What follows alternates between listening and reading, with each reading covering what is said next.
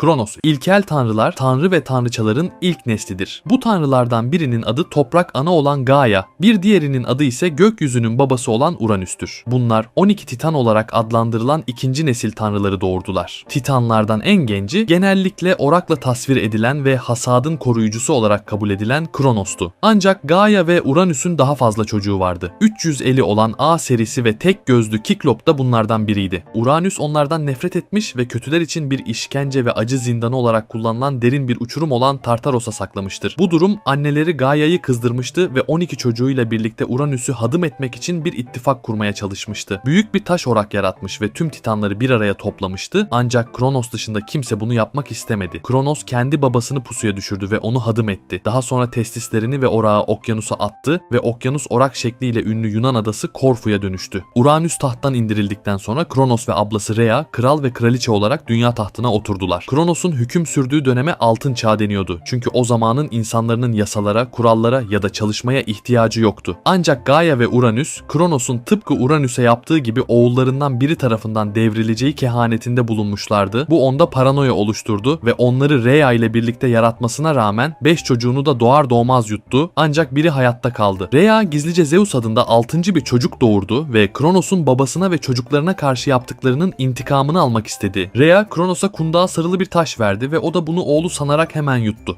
Zeus, tanrıların kralı olarak da bilinen gök ve şimşek tanrısı Zeus gizlice büyütülmüştür. Gaia tarafından kendisine verilen bir kusturucuyu kullanarak Kronos'un midesindekileri ters sırayla önce taşı sonra da Poseidon, Hades, Hera, Hestia ve Demeter isimlerindeki 2 erkek ve 3 kız kardeşini çıkarmaya zorlamıştır. Kardeşlerini serbest bıraktıktan sonra Zeus kendisi için şimşeklerini, Poseidon'un 3 çatallı mızrağını ve Hades'in karanlık miğferini yapan 150 Hekatonkair ve Kiklop'u serbest bıraktı. Zeus ile kardeşleri Hekatonhair ve Kikloplar ile birlikte Kronos ve diğer 12 Titan'a karşı Titanomahia adı verilen büyük bir savaş patlak verdi. Zeus ve kardeşleri Olimpos dağından, Titanlar ise Ortrus dağından savaştılar. Bu nedenle Zeus ve kardeşlerine Olimposlular denmiştir. Bu savaşı Olimposlular kazanmış ve Titanların çoğu Tartaros'a hapsedilmiştir. Zeus kız kardeşi Hera ile evlenmiş ve bu evlilikten Ares ve Hephaistos'un dünyaya geldiği söylenmektedir. Bununla birlikte Zeus, Athena, Hermes, Dionysos, Apollon ve Artemis'in doğduğu diğer tanrıçalarla olan birçok ilişkisi nedeniyle kötü bir şöhrete sahipti. Hera evlilik, kadın ve aile tanrıçasıdır. Zeus'un karısı ve kız kardeşidir, tanrıların kraliçesidir. O en kıskanç ve intikamcı tanrılardan biri olarak bilinirdi. Kocasıyla yatan kadınları ve onlardan olan çocukları da cezalandırırdı. Zeus'un kadınlarından Leto'nun Apollon ve Artemis'e hamile olduğunu öğrendiğinde her ikisinin de doğumunu durdurmaya çalıştı. Doğa ruhlarını onların doğumunu engellemeleri için ikna etmiş, ancak hem Hera'nın hem de Zeus'un kardeşi olan Poseidon Leto'ya acımış ve onu doğum yapabileceği yüzen Delos adasına yönlendirmiştir. Hera, Zeus'un bir başka gayrimeşru çocuğu olan Herkül'e de öfkesini göstermiştir. Onu öldürmek için yılanlar göndermiş, ancak yeni doğan bu çocuk yılanları çıplak elleriyle ezmiştir. Daha sonra onu deliliğe sürükleyerek karısını ve çocuklarını öldürmesine neden olmuştur. Bu olay Herkül'ün 12 göreve gitmesine sebep olmuştur.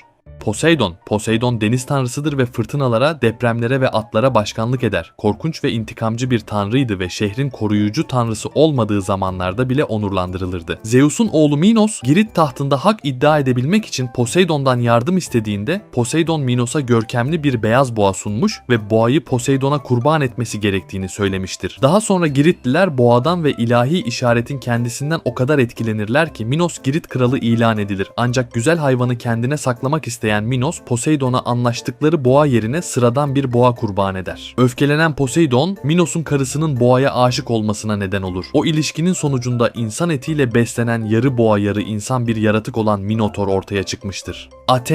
Athena bilgelik, savaş ve el sanatları tanrıçasıdır. Zeus'un alnından annesiz olarak doğmuştur. Zeus'un karısı kendi başına bir çocuk doğurduğu için ona o kadar kızmıştı ki Hephaistos'a kendi başına hamile kaldı ve onu doğurdu. Athena, Poseidon'a karşı şehrin himayesi için bir yarışa girdi. Her ikisi de Atinalılara bir hediye verecekti ve Atina kralı Cekrops hangi hediyenin daha iyi olduğuna karar verecekti. Poseidon 3 dişli mızrağıyla yere vurdu ve bir tuzlu su kaynağı fışkırdı. Bu Atinalıların ticaret ve suya erişimini sağladı. Athena ise odun, yağ ve yiyecek getiren ilk evcilleştirilmiş zeytin ağacını sundu. Athena kazandı ve Atina'nın koruyucu tanrısı oldu. Daha sonra Poseidon yenilgiye o kadar sinirlenmiştir ki oğullarından biri olan Halirotius'u ağacı kesmesi için göndermiş, ancak baltasını savururken hedefini şaşırmış ve balta kendi üzerine düşerek onu öldürmüştür. Ayrıca Athena, Poseidon'un Athena'nın tapınağında Medusa'ya tecavüz ederek tapınağı kirlettiğini keşfettikten sonra Medusa'yı bakışları herhangi bir ölümlüyü taşa çevirecek, saçları yılan olan iğrenç bir canavara dönüştürmüştür. Hephaistos. Hephaistos, zanaatkarların, demircilerin, marangozların, ateşin, heykellerin ve yanardağların tanrısıdır. Topallığı nedeniyle annesi Hera tarafından Olimpos dağından atılmış ve okyanusa düşmüştür. Olimpos'taki tanrıların ve Ahilleus ve Herkül gibi birçok kahramanın tüm silahlarını yapmıştır. Hephaistos ayrıca Pandora'yı ve onun açtığı ve insanlığın üzerine lanetlerin salınmasına neden olan ünlü kutusunu da yaratmıştır. Sürgün edildikten sonra Olimpos'a geri dönen Olimposlulardan biriydi ve kendisini reddettiği için Hera'dan intikamını ona oturduğunda bir daha ayağa kalkmasına izin vermeyen büyülü bir altın taht yaparak almıştır. Diğer tanrılar Hephaistos'a onu bırakması ve Olimpos'a dönmesi için yalvardılar ama o annem yok diyerek reddetti. Hera'yı serbest bırakmak için aşk ve tutku tanrıçası Afrodit'le evlenmeyi talep etti ve annesi bu isteği yerine getirdi. Afrodit aşk, şehvet, güzellik, zevk ve tutku tanrıçasıdır. Uranüs'ün cinsel organından doğmuştur. Cinsel organları Kronos tarafından kesildikten sonra okyanusa düştüğünde Afrodit kendisini onurlandıranları cömertçe ödüllendirmiş, ancak kendisine saygısızlık edenleri de genellikle oldukça acımasızca cezalandırmıştır. Hephaistos ile evli olmasına rağmen Afrodit'in savaş tanrısı Ares ile bir ilişkisi vardı. Sonunda Hephaistos Afrodit'in ilişkisini öğrendi ve bir tuzak planladı. Afrodit ve Ares yatakta birlikte uzanırken Hephaistos onları kırılmaz bir zincir ağına hapsetti ve diğer tanrıların önünde utandırmak için Olimpos dağına sürükledi. Diğer tanrılar onlara güldü ve ancak Poseidon'un müdahalesi sayesinde serbest kalabildiler. Ares savaş ve cesaret tanrısıdır. Savaşta başarı için gerekli olan fiziksel cesareti temsil eder ama aynı zamanda katıksız vahşeti ve kana susamışlığı da temsil edebilir. Kız kardeşi zırhlı Athena'nın aksine savaşçı işlevleri askeri strateji ve generalliği içerir. Ares Yunan mitolojisinde nispeten sınırlı bir rol oynar. Ancak sayısız aşk ilişkisi ve bol miktarda çocuğu olduğu sık sık iddia edilir. Apollon okçuluğun, müziğin ve dansın, gerçeğin ve kehanetin, şifanın ve hastalıkların, güneşin ve ışığın, şiirin ve daha fazlasının tanrısıdır. Zeus ve Leto'nun birleşmesinden doğmuştur. Hera, Zeus'un karısı Leto'nun bu gayrimeşru çocuğu doğurmasını engellemeye çalışmış ama başaramamıştır. En yakışıklı tanrı olarak kabul edilmektedir. Delphi'nin koruyucu tanrısı ve ünlü Delphi kahinlerinin kehanet tanrısıdır. Genel olarak yardım eden ve kötülüklerden koruyan tanrı olarak görülmüştür. Tıp ve şifa Apollon ile ilişkilendirilmiştir. Apollon insanları salgın hastalıklardan kurtarırdı, ancak aynı zamanda oklarıyla ölümcül vebalar getirebilen bir tanrıydı. Önemli bir pastoral tanrıdır ve çobanlarla sürü sahiplerinin koruyucusudur. Artemis avın, vahşi doğanın, vahşi hayvanların, bitki örtüsünün, doğumun, çocukların bakımının ve iffetin tanrıçasıdır. Apollon'un ikiz kız kardeşidir ve Athena ve Hestia ile birlikte üç büyük bakire tanrıçadan biridir. Bekaretini ve masumiyetin çok ciddi bir şekilde korurdu ve genç bir avcı onu çıplak banyo yaparken gördüğünde kızgın tanrıça tarafından bir geyiğe dönüştürüldü ve daha sonra efendilerini tanımayan kendi av köpekleri tarafından yutuldu. Artemis, antik Yunan tanrıları arasında en çok saygı görenlerden biriydi. Dionysos şarap, parti ve tiyatro tanrısıdır. Zeus'un bir başka gayrimeşru çocuğudur. Ona tapınmak için toplu içki ve seks partileri ile birçok festival kutlanırdı. Hermes haberci tanrıdır ve hırsızların, gezginlerin ve tüccarların koruyucusudur. Kanatlı sandaletlerinin yardımıyla ölümlü ve ilahi dünyalar arasında hızlı ve özgürce hareket edebilir, ruhların öbür dünyaya iletkenidir. Zeus'un bir başka gayrimeşru çocuğudur ve sık sık eşek şakaları yaptığı ve diğer tanrılardan bir şeyler çaldığı için ilahi düzenbaz olarak kabul edilir. Hermes, otoritesinin bir işareti olarak her zaman yanında altın bir asa taşır ve genellikle kanatlı bir miğfer giyerken tasvir edilir. Dionysos'u birçok kez kurtarmıştır.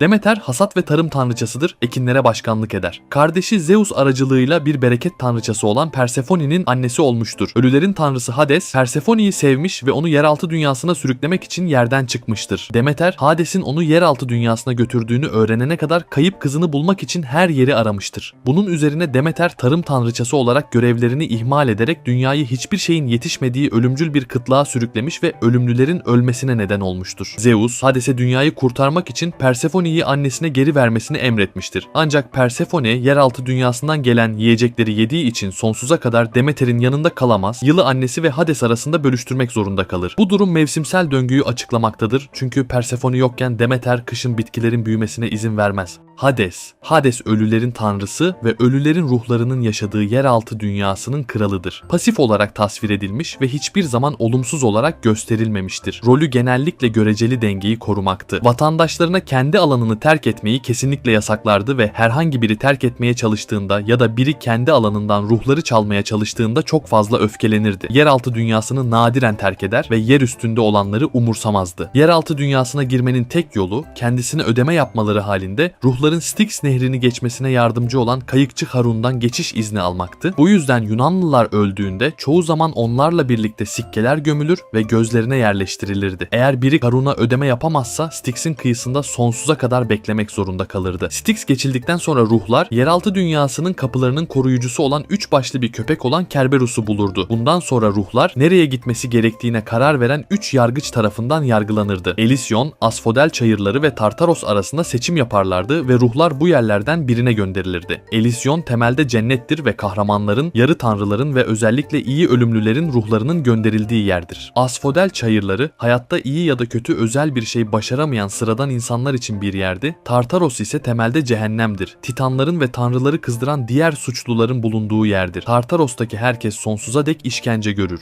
Benzer videolar yapmaya devam edeceğim. Videoların devamı için abone olmayı unutmayın.